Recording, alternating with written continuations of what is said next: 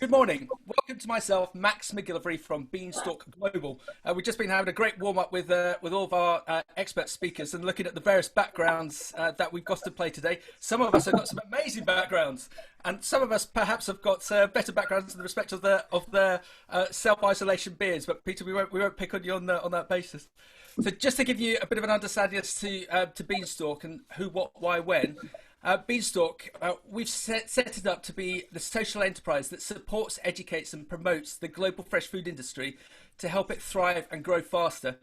Social enterprises are businesses who have a humanitarian or environmental mission at their very core and who invest profit back into this mission.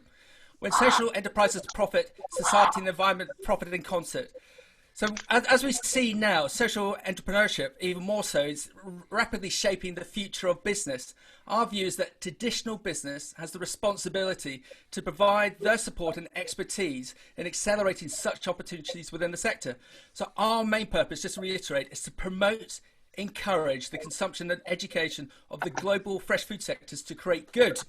As such, the bulk of our profits created will be reinvested to create that success, to promote fresh produce, fresh food, and the benefits of consuming and enjoying fresh produce ongoing.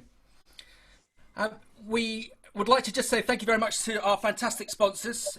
Without them, we wouldn't be able to be where we are today. We were just having just talking to the experts, speakers, that's about our next step that we're going to be unveiling over and above these webinars. And last night, I had the pleasure of doing our first Beanstalk 20 on 20. Where I spent 20 minutes with an inspirational person from the fresh food sectors. And last night I interviewed, if you could call it that, an amazing lady from New York who spent 15 years in China looking at, would you believe it, food safety. So we're going to be sending out that webcast to have a look at a little bit later. We need to thank you, our viewers. We're getting considerable numbers, either live or looking at these webinars on a feedback basis. Remember, you're here to participate, so you've got you've got the ability to answer questions of our guests as we go through, and also after the event as well. So what I'm going to do is just go through everyone who's very kindly hopped on with us as an expert, just to see where they are and who they are. So no particular order. Christine, let's start with you, please. Christine Tacon, Groceries Code Adjudicator. I'm in Macclesfield, so I can walk in the Peak District without getting into trouble. Excellent. Jim. Jim Jeffcoat, ex-Walmart, IPL and Asda. I'm based down in Lincolnshire, where self-isolation is not too much of a challenge. Andy. Yeah, Andy Carter. I am ex-Tesco, 12 years at Tesco, previous to that Sainsbury's and Booker, and the last 6 years was working on the board of McCurrock, and I currently live in Bedford, and the sun is shining as we speak. Fantastic. Peter. Peter Durose, currently the MD of Correggio. Before that, 20 years in retail with including Tesco, also set up my own produce business, but now sort of running and looking after the Pink Lady and Tender Stem brands. And I'm in just outside sunny Stamford. Fantastic. And what a brand Pink Lady is. George, talking of brands. Yeah, hi. My name's George Beach and I am from Warwickshire. We have a farm, namely Mudwalls Farm. And off the back of the farm, we supply a number of retailers with our branded goods and a massive range of other people's brilliant, fresh, seasonal, fine foods as well. So everyone, I think we've got an amazing mix here. We've got three retailers who are now doing their own thing and working for the likes of Pink Lady. We've got George, who's in the thick of it, literally to speak. And it's great to have Christine on again, Groceries Code Adjudicator. And also, Christine, we mustn't forget your background with MDS, Management Development Services. Yeah. Christine, do you want to just give a plug for MDS? Oh, thank you. Yes, I'm chair of MDS, which is a graduate training scheme for the food and fresh produce industry. And we currently have 60 trainees who've been going for over 30 years. Was actually set up by G's, was one of your sponsors, was one of the people who established it all that time ago. And we recruit them from university with all sorts of degrees. We've got archaeologists, geographers, linguists, as well as people from agricultural universities. And they do 4 6-month comment in our member businesses. We've got 55 members with Aldi, Sainsbury's and Morrison's at one end and masses of growers and lots of ag chem companies actually. And they do 4 6 months comments whilst doing an apprenticeship. And at the end of 2 years, they are highly employable. And I rather like that Red Fox often refers to job adverts that we're looking for an MDS type. And we know what they mean. They're people who just get on and do the job, and they're the leaders of our potential future leaders of our industry.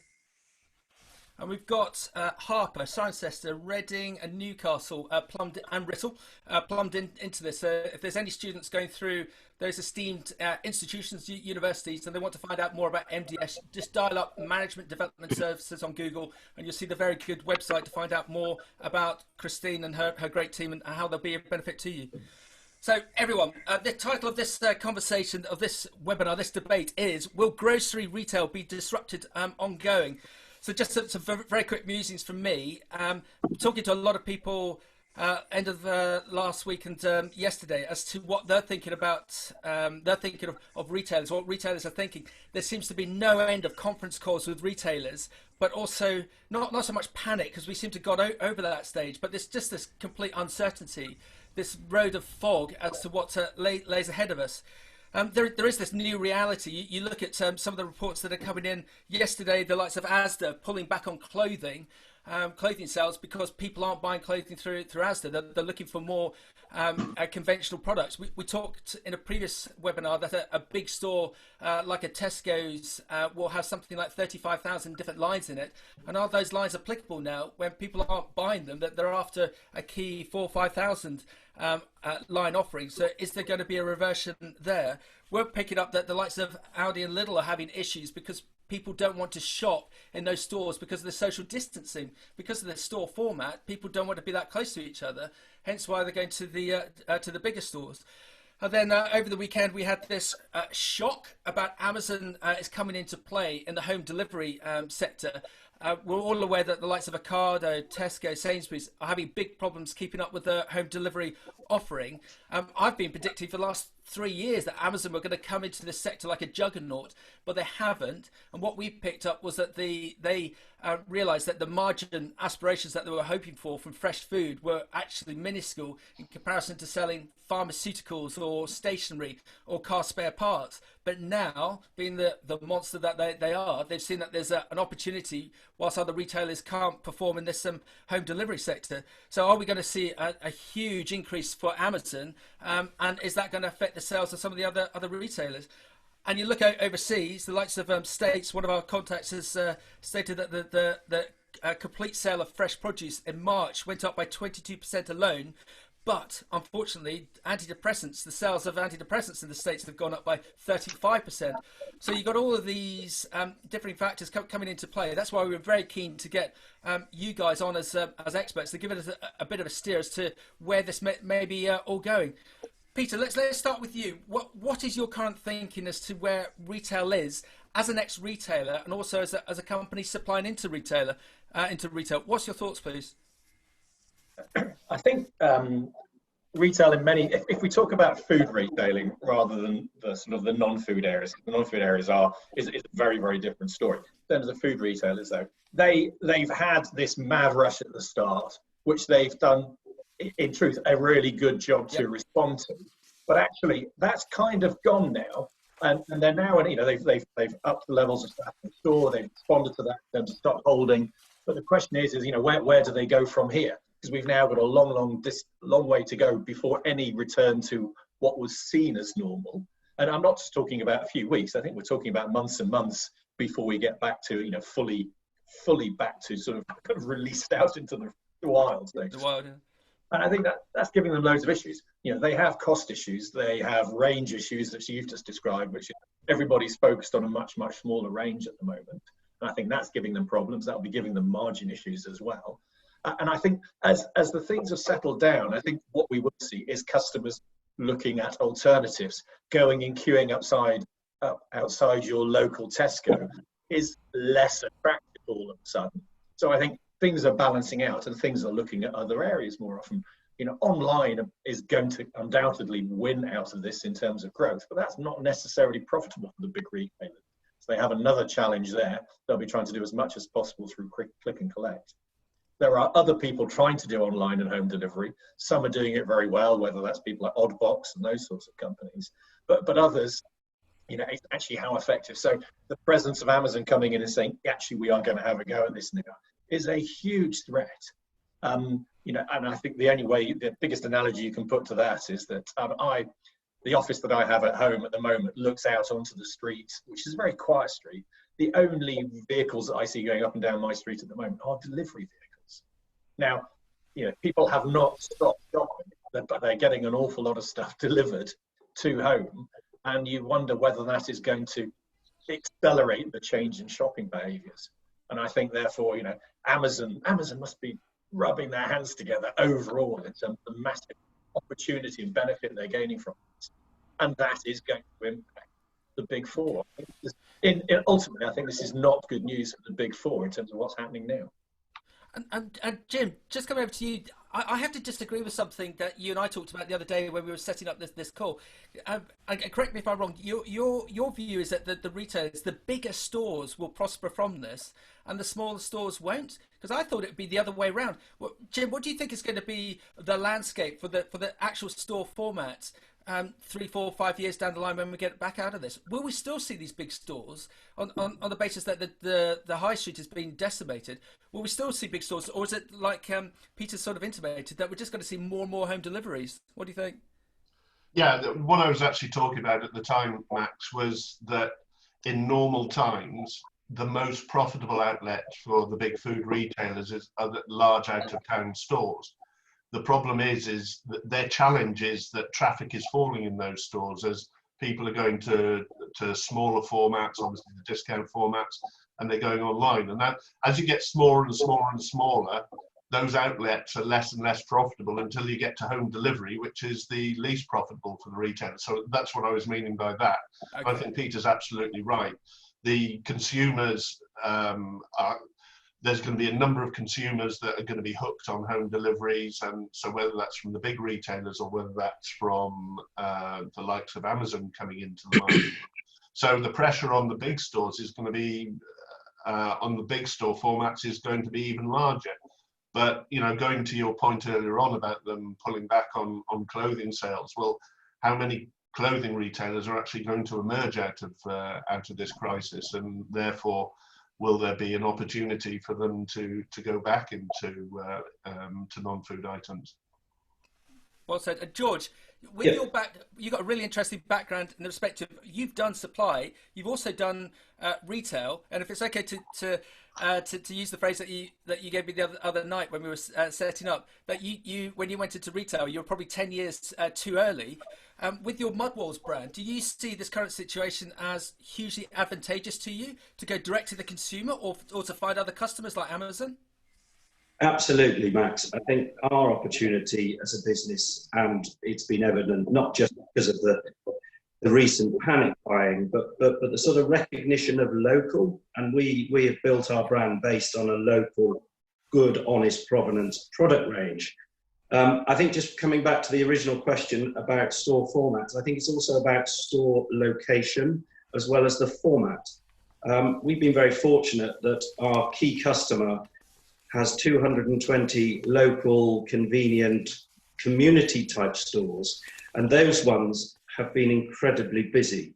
And they have actually suffered from the mainstream supply being poor in some of the key areas.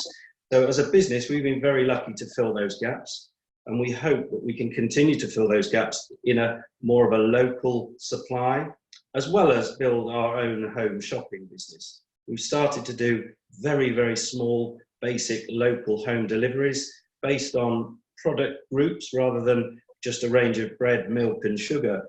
We've sort of done a veg bag, a salad bag, a fruit bag. We're now doing gift boxes for people to take home to have delivered to their loved ones that they're not seeing. So instead of a bunch of flowers or a box of chocolates, we're coming up with new ideas and bringing all those local products together. So yeah, we're very excited about the future. We still have a focus on some of our business into the mainstream retailers, so we have to also be conscious of what that is. But I think people are going to be very focused on local, convenient shopping. And just coincidentally, it's I think it's a slightly old report from the BBC, but it started to do the rounds again overnight with some of our connections, that some of the growing methods of salad cropping in southern Spain, that there's a documentary on the BBC website, and this is even more so playing into UK parochial production. There's a company very close to us in Suffolk who are building 2 new glass houses, both the size individually of the O2 in London, and their technology is taking the heat out of local sewage plants, and they've got plans for not 2, 42 plants in the UK before this even happened. And on a marketing perspective, they're going to push it even further now, harder, because of this parochial of this local production, consumer wanting local production. Andy, with your Tesco, ex-Tesco head on, can you see that sea change within the consumer, that they will want to buy local, even if it's from a big store? Or when we get back to normal, will everything just revert to type and we'll still have product being flown in all over the world for the consumer? So I think there's probably a couple of things on this. First thing I'd say, actually, back to the previous question, was people forget actually that the retailers had probably too much space in their big stores before this all started. And actually, in an environment where there's a lot of range consolidation, and you mentioned clothing, I think in those kind of circumstances, actually that kind of excess of space in the big stores is going to get slightly worse. What I would also say was, on your second point, was actually that I think the biggest risk for retailers at the moment is reputational. And I think because of that, you've got the retailers actually probably trying to do the utmost they can, both to invest while they can to make sure that they're the community retailer for their local population. They're almost having to sacrifice profit in the short to medium term in order to protect the long-term sustainability of the business model. So I think it's unlikely that the businesses will return back to where they were, but I do think that it's going to have to change, because most of the big retailers cannot go back to the model they had 6 to 12 months ago, because even that model was uneconomic. And in the new world, people are going to be looking to see where there's local, more regional, home-produced product. They're going to want to buy into that. People are buying into farm shops, into local markets. I think that's going to carry on. But I think the retailers themselves have to try and hold on to the market they've got by trying to be as good as they can be in this crisis, and to hold on to their reputation, which makes the ASDA challenge you talked about quite difficult for businesses to try and handle the PR fallout from, because it doesn't read well when you read that kind of stuff in the papers. And in some ways, it's a bit of a perfect storm. When Dave Lewis came in at Tesco's, one of the first things he did was to stop the build of any new big stores, to the point that they mothballed one in Chatteris and they flipped that into Jack's. Tom Christensen, who's been a previous guest, has just made a good point. He's directed it towards Peter, but if it's okay, Christine, I'm going to just throw it over to yourself. And Tom states, don't you think it's the fault of the big four? Decades of squeezing suppliers just to sell at low prices and not delivering any experience. The German discounters will always beat them on price, and new brands and companies with products and services are emerging, supplying the consumer now directly online. Is this the end of the big four? Christine, is this the end of the big four? Doesn't actually come under my role as adjudicator, but I think it's highly unlikely. I think that they are hugely perceptive retailers, as are the others as well, but they will be watching to see what out of all of this are consumers going to start doing differently. And are we going to change? Are we going to carry on eating more fruit and veg? Are we going to want to do more? I expect probably what most of us are really missing at the moment is eating out. But people aren't really shopping. They're going with a shopping list to buy exactly what they want, and not being tempted by all of the premium varieties. I mean, at the moment, I was delighted when I finally found some flour. I didn't care they only had plain flour. I can make my own self-raising with a bit of baking powder. But we've got to the point when choice is actually of no relevance to us. But I think that the big four retailers are very, very astute, and will listen to consumers, and they will change.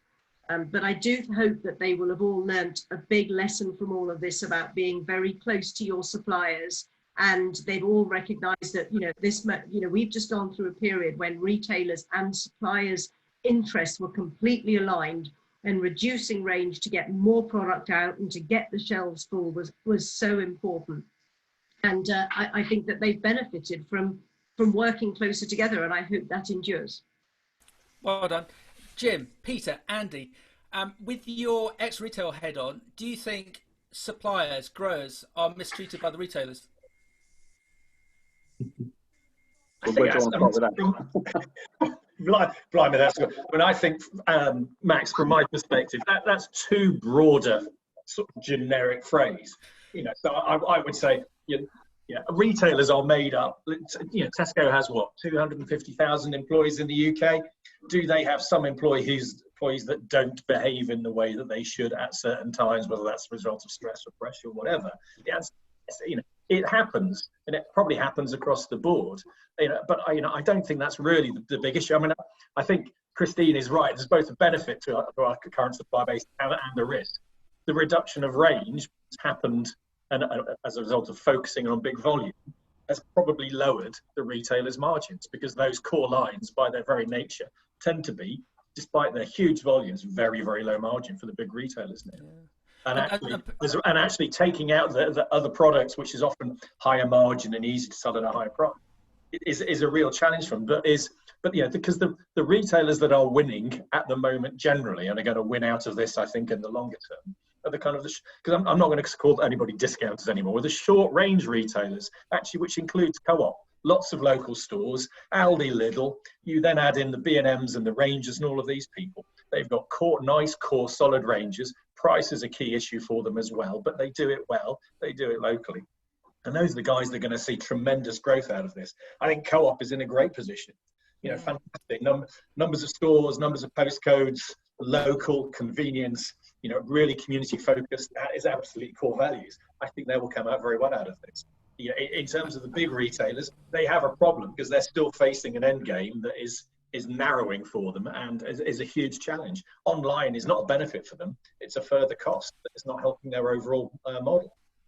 And Peter, Jim, Andy, I'm obviously being Machiavellian with my question. We hear this time and time again that growers, suppliers, they bemoan the fact that the margin is so small when compared to some other branded goods, and even more so now with the costs going up because of labour production. I just wonder, with this new norm, this new reset that we're going into, whether there will be a conversation with the retailer so that these growers, suppliers can receive more margin so that they can invest into the company to supply the country fresh food.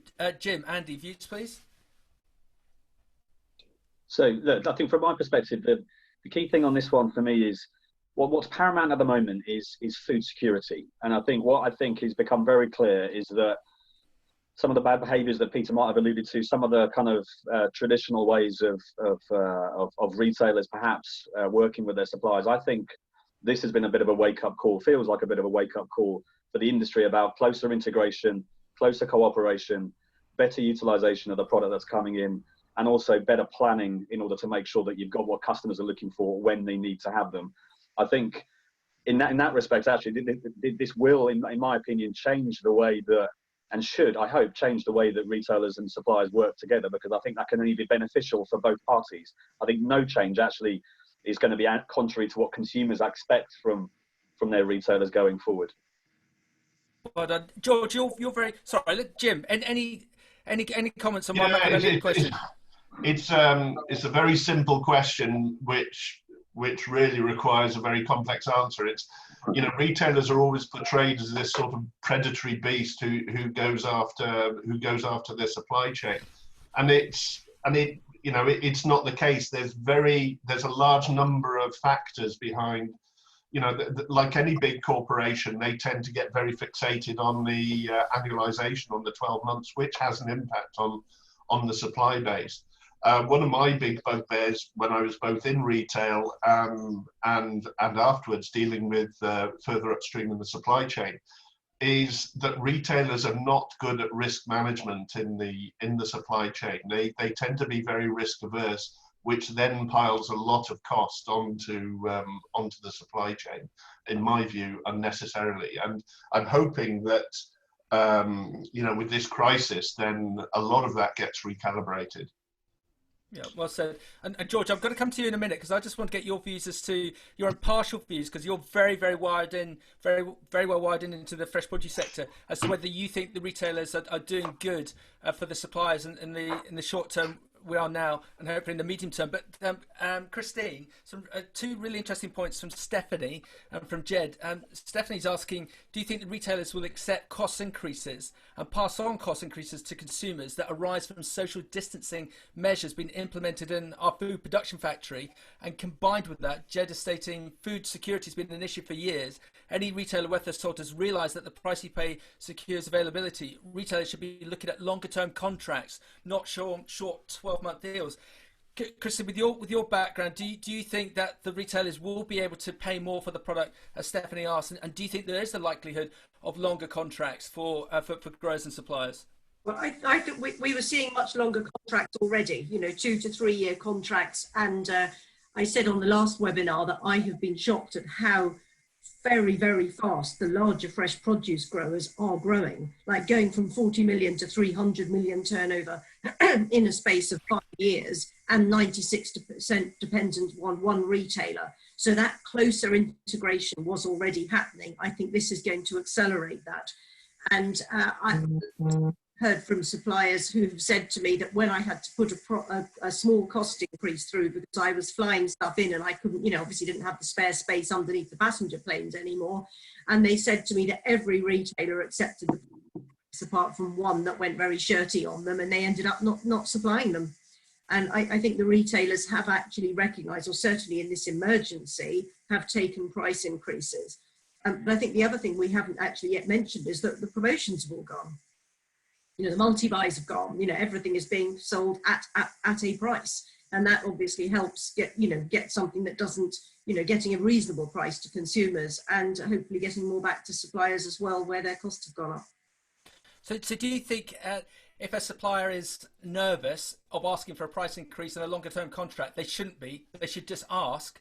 Oh, yes. And there shouldn't be any negativity from the retailer. They shouldn't be aloof about it. They should see the situation for what it is. Because at the senior levels of the retailers, they all want to have very long-term agreements and with their suppliers. So you may well get some opportunist buyers, but if you're not getting what you want from the buyer, I would escalate it, because they will want longer-term contracts. And I think one of the big things is, should we be planning that this is going to happen all over again? Is this going to happen next year, 2 years' time, 3 years' time? I mean, this is not something that anybody ever would have had on their risk register. And if you start putting this on your risk register now, long-term contracts are the only way you're going to mitigate that risk. And do you think there's a likelihood that this, if we are in this for the long haul and social distancing has to be implemented within the factory, within the packhouse environment, that retailers will again see that, and there will be flexibility within the contract because of those high end, there's higher costs coming into the supplier? They will be desperate for availability. So if everybody's doing it and the costs have to go up, then all the suppliers have got to stick to it. But I think we all know that as suppliers and manufacturers, you've got to learn to be flexible, be innovative. How do you do social distancing without it costing you more money? So I think we can't just say it's costing more, you've got to give us more. I think we've all got to be clever and find ways around it. Yep. Right. Okay. George, just before I come to you, we mentioned it with the last webinar that Christine was on, that I've been very privileged to be part of some really interesting interviews where I've chaired roles for commercial directors, MDs. When we've had a number of retailers, ex-retailers on a short list, one thing that they've always stated is that they're always surprised by suppliers not asking the retailer, what is your problem, Mr. or Mrs. Retailer? How can we solve it for you? So again, Christine alluded to some of the produce companies that have doing tremendously well, going up 18 spots in the FPJ top 50 in 1 year. And when you actually analyse it, it's because the people that they've got within that supply company, they just can see and identify what the problem is that the retailer has got and provide a solution to them. George? So I would like to pick up, Christine very clearly said that suppliers should not be afraid to ask the buyers and therefore escalate their concerns about price. And I would absolutely second and third and triple whatever the number is to say that. So important, because I feel it isn't about the retailers putting huge pressure on us as the suppliers. I think what we've got to remember is that there are a number of suppliers that are not doing the industry any good by undervaluing what we're doing to gain extra share of the business. And I think what we have to do as strong suppliers is make sure that we are speaking to the seriously high senior buyers, hierarchy, as high as you possibly can go. Because as you say, Christine, at that level, those seniors do believe in longevity, do believe in long-term loyalty and relationships. However, those at the junior level, all be some very good, some very experienced, but at that junior level, interfacing with suppliers that are not perhaps telling the truth about the price, that perhaps are misleading those guys, and therefore the actual retailer is getting a misguidance from the industry. And it's very, very tempting to take a short-term price to gain a margin that you have to report to. We're well aware that the retailers are suffering way, way, way beyond perhaps we all realize in terms of the things we've talked about, the costs, the lack of staff, all these things have hit them as much as it has us suppliers. And us suppliers that have had to do social distancing and have had to pay more money to do that. Equally, if not more, the retailers have had to do the same.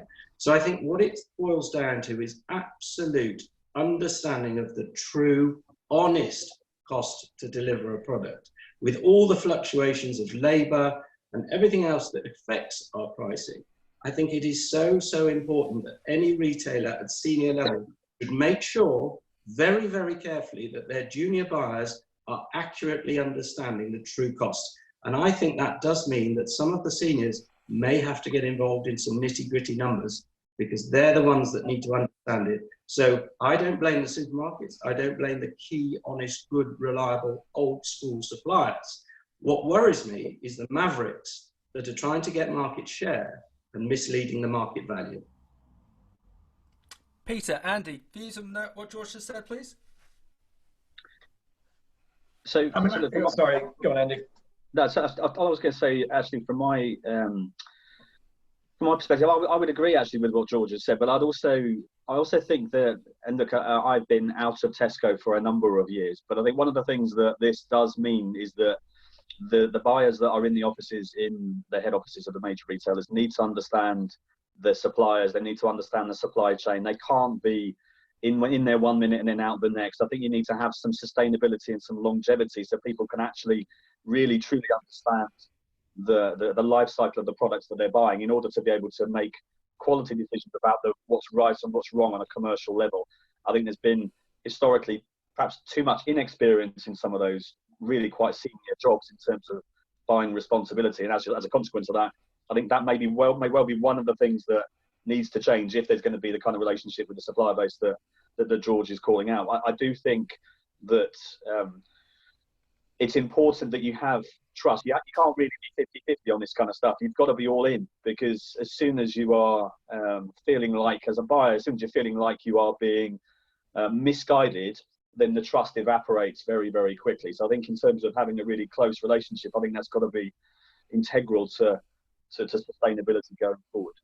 If I may talk again about the business I spoke to, which is 96% with one of the major retailers in what they did. They are investing massively. They are diversifying. That it is all a joint plan with that retailer, and they work so closely that when they've got issues, that they were analysing consumer complaints, and I was saying, "Well, are you being charged for them?" And they said, "Oh, we don't know. We'll have a look." They said, "No, we're not being charged for them at all. We're just working together because if we've got consumer complaints, we need to do something about them and put them right." And I suppose I was very comforted by some of this, because a lot of the safety of being able to challenge when you're asked to do things, and the safety in having a large amount of business with a retailer is supported by the very code that I oversee. And I've heard people from other countries that are saying, we're a global business, but we feel much happier investing in the UK where you've got your code, because we think if we work that much closer with retailers, we will have long-term protection. And I think from my perspective as well, Christine, I would say, I think you're right. There are some businesses that have benefited and have grown massively. And there probably are more, I won't say contracts, because I'm not sure what the right phrase is, but there are much more longer term agreements in place where people are doing substantial proportions of the volume for certain retailers. And that represents if not by far the majority, if not almost all of their business, to the retail. So I think that is becoming more the norm. It has risks for both parties, both retailer and supplier. So there's an element of sort of that happening. It doesn't automatically mean that prices go up. And I think, and that's where we kind of get to a point where it's quite interesting and it's really challenging, which is saying, well, actually just driving down on price is not a long-term successful strategy. There has to be more than just price in terms of quality, whether it's local, whether it's community, whether all of those elements, or whether it's the store environment. The reality is just pushing those things all down is not going to provide a success, because the market is changing and it is shifting away from the big stores. And we've heard, absolutely agree with Jim, they are becoming less and less profitable because they're getting less footfall, less sales intensity, and the whole model that was set up and so successful in the 80s and 90s is coming to an end. So it's how they rotate round to being something else. So it's not to say that retailers won't focus on price. Some will do it more than others, but the ones that ultimately would be most successful are the ones that are changing some of their emphasis in terms of those long-term agreements, but actually how they grow sales through a different route. And that's going to be the really interesting thing about what change does it really bring to how retailers behave. It's not necessarily about price. That will still be there. It's always there. It's the other things they get involved with. Tesco hasn't turned itself around in the last 5 years under Dave Lewis's leadership because it's been focused on price. It's because it's been focused on so many other elements that is the reason it's changed and it's been so successful.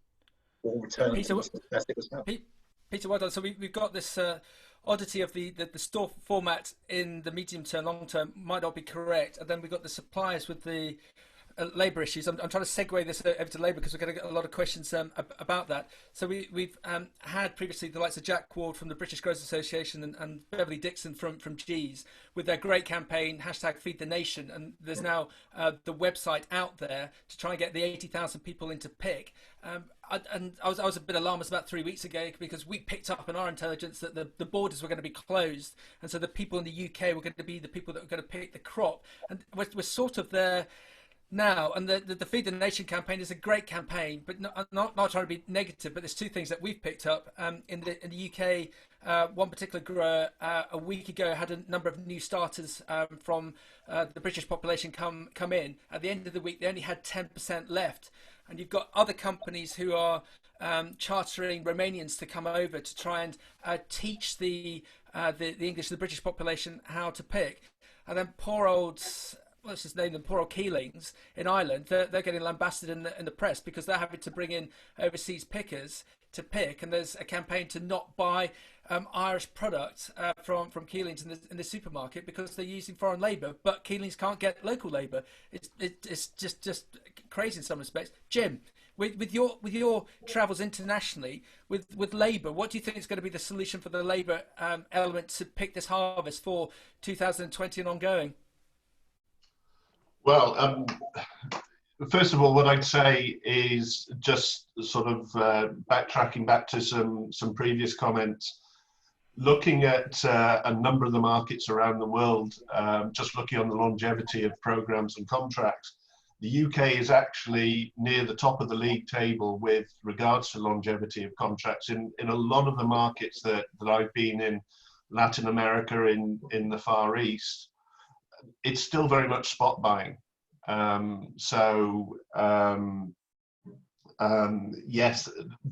Yes, we can obviously improve in the UK, but let's not forget that actually the relationship is a lot more stable in the UK than it is in a lot of other markets.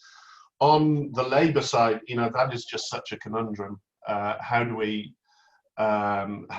get past that? And I think to a degree, we're sort of looking into the abyss, and what is happening is the lack of labour is translating into availability. As a society, we've become fully familiar, or we've got used to full availability or over availability. Now availability has become the new price, and that's the differentiator. Have you got toilet rolls or haven't you? And a lot of this is being caused by capacity to produce, whether it's a fully automated line or whether it's very high labour intensive high labour intensive areas. And I think, you know, one of the things that we in the UK have to overlay on top of this is the dreaded B word, in that you know, a lot of we don't get the movement of labour, therefore it's exacerbating this current problem. George, thank you, Jim. George, you being the grower that you are, how are you finding the picking situation, either within your own business or within your growing community? Well, I think at this stage, for us as a grower at the moment, we're quite small, and I think we'll be quite easily cope. We won't be harvesting apples and plums till a little bit later on, so we're sort of waiting to see what happens. But I think certainly out there has been an abundance of applications for people very keen to come and work, and I think just the worry is, as we've said already, is the quality of the labour. Even though they are British and local people, unfortunately the job is pretty tough. And as you described, Max, you know, 10 people might turn up, 5 will definitely go, 5 will stay, and only be you know, hardly interested really, because it's a tough world, it's a tough place to. So I think there's going to be a difficulty, and we have to just wait and see what happens. And also, isn't there going to be another double whammy in that workers that are being furloughed off that can work? There does seem to be some positive signs about kids being allowed back to school in May, and some businesses being allowed to open. So if we're being optimistic, in late May, early June, we might see some of the working population going back. And if they've already ensconced themselves within a grower, but the the dedication is to who actually is the main employer, they're going to have to leave. So is that going to cause another problem for them, George? Yeah. Growers? That's a very high risk for them. I mean, if you took it to the extreme and everybody suddenly went back to their proper jobs or their jobs they are better at, that will leave the growers in trouble. So I think they've got to be very careful not to, and I just don't think it'll happen. I think they've got to be very careful not to rely on the local people from the village, because I'm afraid as soon as the chance to go back to work or not do it and just enjoy the furlough, I think it's a big worry, especially for the large organisations. Very big. Because George, you've got a bit of an oxymoron that more and more people want to buy your local produce. Some of the articles are stating that a year down the line we won't see tropical produce coming into the UK because of the cost element of it and the consumer just wanting that local produce. But if you can't pick it, it's difficult. Yeah, I think so. But I think we're a long way off not seeing tropical fruit coming into this country. I think we're going to see it become more expensive. It's going to be more of a premium product. But I don't think it's going to go. I can't imagine it not coming. Okay, but in the short term, I think there's going to be more of an economic shock with with Joe Public. We mentioned in a previous webcast how 1 out of 9 families have taken this mortgage holiday. A number of people, when the panic buying happened, they went out and spent all the reserves that they had. A lot of families in the UK don't have £1,000 to rub between them, and if they've spent that on toilet paper and filled up their credit cards, they've been made redundant or furloughed. They've taken a 3-month mortgage holiday. There's a potential train crash coming up 2-3 months down the line when these people can't afford to buy food, and food prices have gone up. And I think I intimated earlier, our next webcast next week is on food poverty and food banks. And some of the food banks have seen a 350% rise of people demanding food from this time next year. So I think in the short term, there's going to be a big problem of lack of money and potentially food prices going up. Jim, just going back to you on that side, that's just the UK perspective. You're very well travelled again, especially in the likes of South America. Are you seeing the same issues in other continents that we're seeing in the UK on that the public not being able to potentially afford food? I think what you tend to find in other markets, and the big challenge for retailers in other markets is dealing with the local wet markets. So certainly on things like fresh fruit and veg or even meat, you have local markets that they will be able to access. So I would tend to think that possibly not as they won't be as hard hit as, let's say, European markets, or who are more accustomed to retailers. I think in places like Latin America, they're more used to dealing with local markets. There's a higher participation of those. Okay, Jim, thank you. Jackie, thank you very much, and Jackie, thank you very much for the leads for the food poverty webcast next week. That's brilliant. Jackie just stated that promotions can be very useful in a seasonal, weather-influenced product. Whilst controlling risk is key, do we risk hamstringing retailers to be unable to react to flushes? Peter, with the bog-offs that we've seen with the likes of British soft fruits, do you think that's the end of that type of concept to try and over-promote UK fresh produce, or do you think that will continue? I think there are a whole number of things. You know, some of the chats have been saying, oh, promotions have been removed. Some people saying they haven't. I think the reality is promotions may have been deferred a little bit. They're about to rush back as retailers have gone through this great big surge. It's dropped. They're now back flat. Promotions are definitely coming back quickly. I think the second thing you have to say there is that I'm sure some people will say retailers have been rubbish at dealing with crop flushes for a long, long time. And we have mixed records on that. Some places it's been better, others not. I think the big challenge will be in terms of crop flushes is being able to actually pick that fruit at the moment. And my biggest concern over the next 3-4 months is going to be how actually are we going to be able to pick that? Because we've talked about the good things that are happening, but it's not a solution yet. So I think I wouldn't worry about crop flushes. Promotions are coming back. I think the bigger issue you've actually just raised there is there's a whole raft of people who are going to be short of money, and much shorter than they were over the last 6 months for the coming 6 months.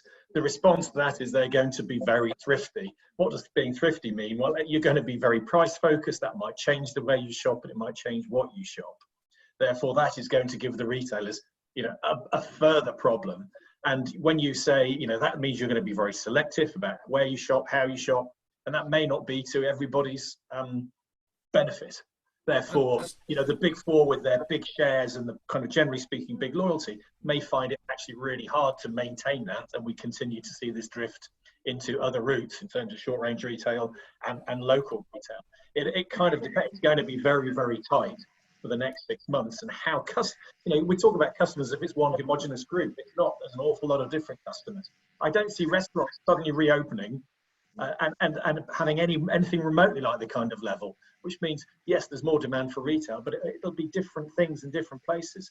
Again, I can actually see M&S and Simply Food doing really well out of this. And I think there are some signs already that customers, because they're not going out, see M&S, well, I can go to M&S, I can walk straight in, I can do my shop done. It's great. Different people are going to respond in different ways. But going back to your original point, promotions are on their way back. Will it be bog-offs? No, I think we've kind of been that saying, oh, is it wrong? And I don't think the retailers will suddenly turn around and do it again. Therefore, things will change, but it's how much they change. And Andy, we've got to get your view on it as well. With you, if you were with a supplier and you were asked to go and attend a retailer meeting, either face-to-face or Zoom, and the retailer asks you and your supplier client, do you think we should do bog-offs? Do you think we should do promotions to try and gain more sales? What would your answer be? So I think that's probably one of the. I'd agree with Peter. Promotions clearly are not dead in the water. There's still a place for them, but I do think that they're a bit more strategic and a bit more long term in the thinking. I think is going to be important. So I don't think you're going to see this big surge and sort of switch back into bog-offs. It does bring me back to a point actually relates to a couple of things mentioned earlier, which is you have got all of the retailers at the minute which seem to have diluted the promotions that they're doing, although some are still doing some. Range has dropped a bit, innovation clearly has dropped a bit.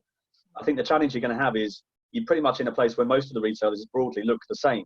And I think the businesses like that only really survive in the mid to longer term if they're able to differentiate and to innovate, because they have to be offering something different from the store down the road that's 10-15% cheaper. Otherwise their purpose has disappeared. So I think Peter's points around and the discussion around how much disposable income people have got, I think the recovery is going to be slow. There's going to be not much money about. And in that kind of environment, the challenge over the next 2 or 3 months is going to be really tough. But the following 6 months, could be equally tough, because there's not going to be the oxygen for retailers to really want to step up the differentiation journey versus other retailers. It's going to be about how price competitive are you? Have you got the stock? Are you stocking the essentials? Are you easy to navigate? Do customers trust you? I think that's going to be the key measures. Promotions will play their part, but it'll be a small part, in my opinion. Andy, what's that? I just remembered what, Christine, if you can remember, Sean Brown from Houlihan Lokey, who's the Europe, if not the USA's largest mergers and acquisitions business in food. When we asked him a similar question last webcast, he said that he'd asked a lot of his client bank, and the one thing that they were looking to put on the back burner was innovation. They just see no point in the short term looking at bringing new products to market, because going back to what we said earlier, if there's a store with 35,000 different lines and they need to get that down to just a manageable amount, and the sort of product that Joe consumer with no money is going to buy, innovation might be pushed aside. Jim, with your as the IPL background, what do you think? Do you think innovation is going to be a dirty word for a few months? Well, yeah, it's obviously going to drop down the priority list. My bigger concern, having spoken to a number of people, is not so much innovation, it's more compliance. Because in a number of areas, compliance has been put on hold. And speaking with Chris Elliott at Queen's University, he was saying that, yeah, they are testing a lot less product, but the percentage of product that is coming in with issues, whether it's residues or whatever other issues, are really high. And he is concerned about food fraud. Apparently, there are large stocks of old rice in China, that he is very concerned that that's going to make its way into the supply chain. So, wow. Yeah, innovation for me, it's fairly clear that is going to drop back. A more immediate concern for me, obviously with my background as well, is in food safety and food fraud. Okay, and Dave, may I say? Go on, Christine. May I say something? Just when you talked about compliance, I know you didn't mean this, Jim, but for people listening, the compliance with the Groceries Supply Code of Practice, GSCOP, is actually very high at the moment. People have not raised things with me. I've checked with all the code compliance officers. Nothing's been raised with them. So compliance may be an issue on something like food fraud, which is what Jim was talking about. But just in terms of working within the Grocery Supply Code of Practice, I think the retailers have been excellent at making sure that they're collaborating with suppliers and not riding roughshod over them. Christine, what on the basis of what you just said, an anonymous individual just texted me and wanted me to ask you, how do you think the retailers are? How do you think they're coping, both on a business perspective and an emotional perspective? What's your view? How do I think they are? Sorry, I don't understand the question. I think this person's a bit worried about the state of the retailers, because like us, they don't know what's going on. How are they getting on? They're at the front line of food. They're having to keep the nation fed. How are they? How are our retailers? Certainly, the people that I speak to, I'm trying not to get in their way. They are absolutely worked off their feet. A lot of them, even code compliance officers, I found them in depots packing boxes to get supplies out to vulnerable people. I suspect, there are some people at home that are feeling very frustrated and having mental health issues. I think the retailers are just all getting their shoulders to the grindstone and doing everything that they can to help and to focus particularly on getting food to the vulnerable people. Yeah, well said. Dave Collins, he comes up with a great question. How will the battle against plastic be fought in the new world of disease spread? So if we go back 2 months, we've all got examples of people bemoaning the fact that raspberries are in a plastic punnet. Moving forward to present day, there was we saw statistics showing that there was a spike of fresh produce sales wrapped in plastic, and a decline in some areas of fresh produce that were loose, because people didn't want to buy loose produce because they thought it was going to be contaminated. Where's plastic usage going to go? George, are you using plastic? I think certainly there's definitely a concern and from the consumer's point of view, and we've been debating this with our customers and with our own home delivery ideas. And I think the fact that if you're having a home delivery and it needs to be protected in plastic for its life duration, I think it's really important that we keep an eye on not getting too hung up about plastic. Yes, it is very, very important that we focus on what we were all focusing on before, but I think hygiene, safety, accreditations, I think is going to be more and more important. We've seen so many consumers buying from here, there and everywhere just to get the product. And I don't think they've even considered whether it's in a paper bag or a plastic bag. But I think it is important to get the balance right, and that's an easy thing to say, to get the balance. But I think there is going to be a lot more focus on the hygiene paranoia that's around, especially with loose versus pre-pack, whether it's a pre-packed paper bag or a pre-packed plastic bag. The fact that loose was the sort of way we wanted to go, but now pre-pack feels psychologically safer. And especially when you are choosing your piece of broccoli, do you want to choose the piece that somebody else has touched, or do you want to choose a piece that hasn't been touched? And I think that's going to be much, much more important in the consumer's eyes. And that's where I think this home shopping, where if it's coming from a trusted source, whether it's in a loose or a pre-pack, if it's in a box, sealed up very smartly and done, I think the confidence in the consumer that has been handled professionally and delivered to their door without any interference from anybody else, I think that's quite key. As well said, George. And Carol, thank you. So Carol's is the best apple grower in the UK. They've said that they've seen loose sales drop like a stone in retail. And I got exasperated 2-3 months ago when Waitrose, it was a great thing that they did, that they looked to remove plastic packaging from grapes, and that saved them 11 tons of plastic usage. All of us are very well travelled. In Africa, the 10 fastest growing cities in the world are all in Africa, and probably like yourself, I've seen some things in Africa that just acres and acres of plastic bottles being dumped into the sea. There are bigger problems, I think, than just taking plastic off grape, which would actually give longer life to that great product. And we all know the one about cucumber wrapped in plastic, that it does extend its shelf life. Food waste, we haven't really gone into the food waste element. The food waste prior to all of this was bad. When everyone was panic buying, the amount of fresh produce food waste was phenomenal. Unfortunately within the UK. Jim, what's your view of plastic? Yeah, it's very much as George has said. There are obvious opportunities to remove plastic, but I don't think we should get too evangelical about it. We want to reduce it as much as we possibly can, but it's almost a feasibility study between the benefits it provides to the product versus what the potential threats to the environment.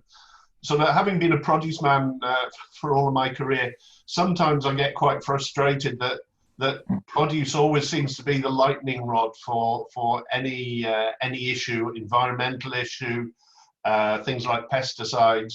Pesticides are applied to all food crops, but it's always produce that gets it in the neck. And similarly with things like plastic, there are benefits to plastic. Yes, some people do go over the top with it, but one of the facts is, if you sell all of your produce loose, your level of sales will go down, and the consumption of produce will go down. So what is the bigger benefit? What is the bigger risk? I think when we're talking about plastic, Max, we have to come back to the fact that these days, in the majority of areas, 90% or more of the product that's sold in retail is sold in some sort of plastic pack. And therefore, to say we're going to change that requires a monumental shift. And what we really need to be talking about at the moment, because nobody has a straight solution.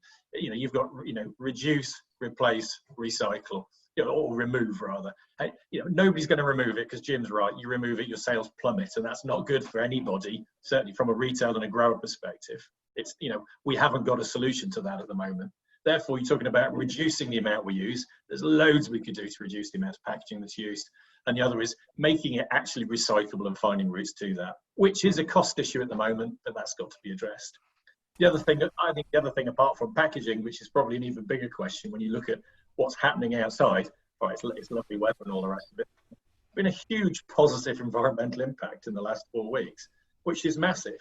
And the bit that really frustrates me is, does this mean in 6 months that will have all gone and we're back to exactly the same levels, or we will fundamentally change how we behave as individuals and as nations to say, actually, we're not going to get back to where we were. I think that's bigger than the plastics and packaging issue.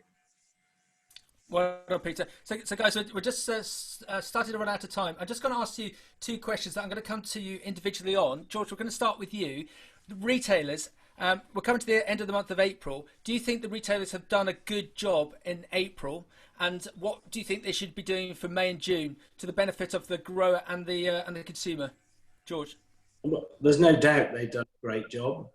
There's no doubt that they have worked incredibly hard to fulfill to fill their shelves. What can they do? More of the same. But back to my earlier point, just find out the truth, work out the truth, and then you'll get a great product at a great price. That's my message. Andy? Yeah, no, I would agree. I think the retailers have done an outstanding job actually in incredibly difficult circumstances. And I would agree with the point around real close integration with your producers, your suppliers, your manufacturers, but also with your customers in order to make sure that through all stages, you're not only getting great product coming in, you're also providing as good a shopping experience as you possibly can for the consumer when they come and trade with you, because they'll remember that in 6 months' time, how you treated them in these kind of moments. Yeah. Christine?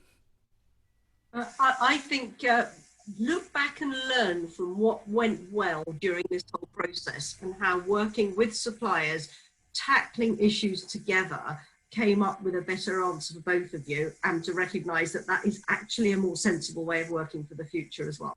So learn from it. Thank you. Jim? Yeah, I think food retailers have done a great job. They've pulled out all of the stops. The one thing I'd say is I'd much rather be working in a food retailer than I would be in a non-food retailer. So it's been a big opportunity for them as well. And to take up on Christine's point, what has worked well. But again, I'll use the phrase, we've been looking into the abyss with this crisis. This, for me, there's more medium to long-term environmental crises coming down the road. Are we actually going to be able to address the processes, amend the processes, so that we're going to be able to meet, for me, what are even bigger challenges? Well said. Peter? I think really, I would agree with everybody. I think the retailers responded in a tremendous way. But for me, actually, one of the key things that's been good is it's been about people. It's been about their staff. It's been about the customers, and it's been about the communities. And that's a lot of what they've done well across a whole raft of different things. And I think it's how they approach that going forward. So one of the interesting things is all of the retailers, just about without question, have increased the number of people working in their stores in the last 4 to 6 weeks. And the reality there is, I hope that's going to continue. And actually, let's focus on the communities, which includes the people who work in the stores as well. Because I think there's been some really positive things there. And if we can keep focusing on people rather than cost cutting and price, I think the whole thing will be better. Peter, well done. So last question, everyone. Here's the crystal ball. What is retail going to look like 3-5 years down the line? So if a consumer is going out to shop, what is the retailer going to look like? George? So I think the retailer is going to be definitely focusing on a seasonal local display. I think that's what's going to be really key. But I think if you look at it as a retailer, walking in a shop is what you're asking, Max. But actually, I think the retailer is going to be the smiley guy delivering to your door. Mm-hmm. He's the guy representing the retailer. And I'm very much looking forward to being part of the growth of home shopping done really well. George, have you got any product there? Oh, well, just funny you should say that. This one, I'm sorry, hang on a minute. With your green screen, it's lost its head. Oh, there we go. Bring it to your body. Bring it to your body. Bring it to your chest. Go down. That's it. So this is what we need to be looking at. Seasonality, cross-pollinating the product. So the lovely Cotswold butter with asparagus. Oh. We've got to think about all of these great things that go together. No plastic. Well done. Andy, what's retail going to look like for the consumer 3-5 years down the line? So I think the retailers that are going to do well are going to be the supplier and community partners of the future. So those that truly integrate Peter mentioned the co-op earlier on, doing a great job of being the local community store for many postcodes at the moment. Those that continue to develop that kind of operation, and it's not all about the product, it's also about the service and the support and the complete integration on a local level. I think they are the businesses that consumers are going to want to engage with over the years to come, more than those that are purely focused on price and going to big warehouses to go and buy product. Well done, fascinating. Peter.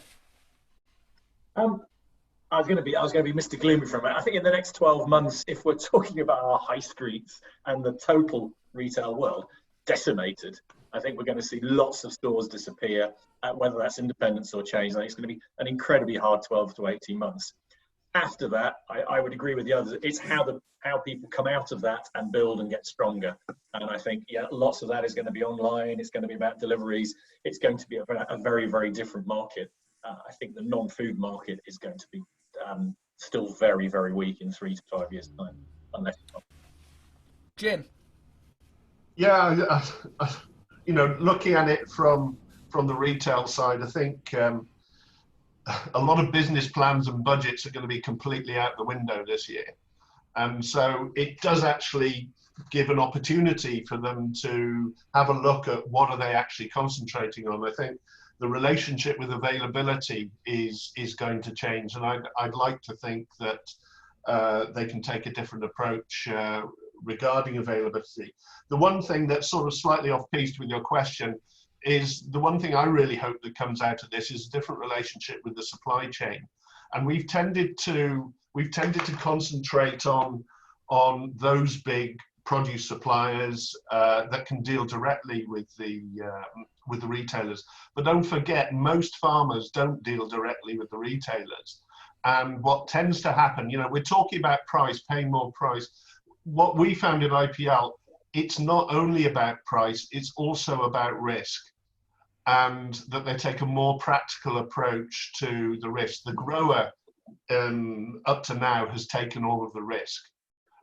We need to redress that balance, and I hope that's what comes out of this. Jim, well done, thank you. Christine, they always say that you can learn from history, whether that be on a global basis or in your own personal career. With you, with your grocery code adjudicator hat on, you will have seen the ebbs and flows of the retail sector. That's why I've been a bit cheeky and left you to last. What do you think retail is going to look like 3 years, 5 years down the line? When the code came in 2010, there were 10 retailers with a groceries turnover of over £1 billion, and that was the criteria for which they became regulated.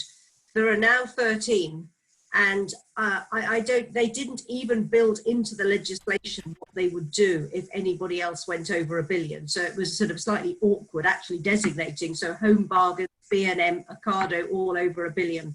I reckon within the next 2 to 3 years, there will be at least another 2, if not 3 retailers with a groceries turnover over £1 billion, which means more competition. And arguably, I think that is much better for the supply base.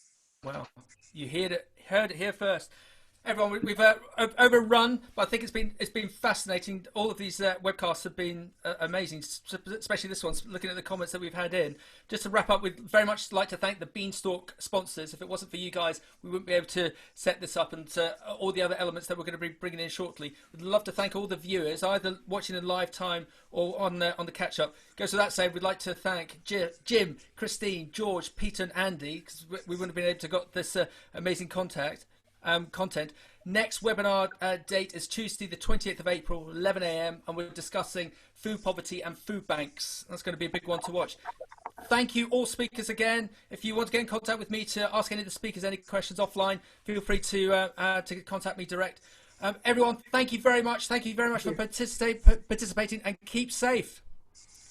Thank you, Matt. Thank you, Matt. Thank you. Thank you all. Bye bye.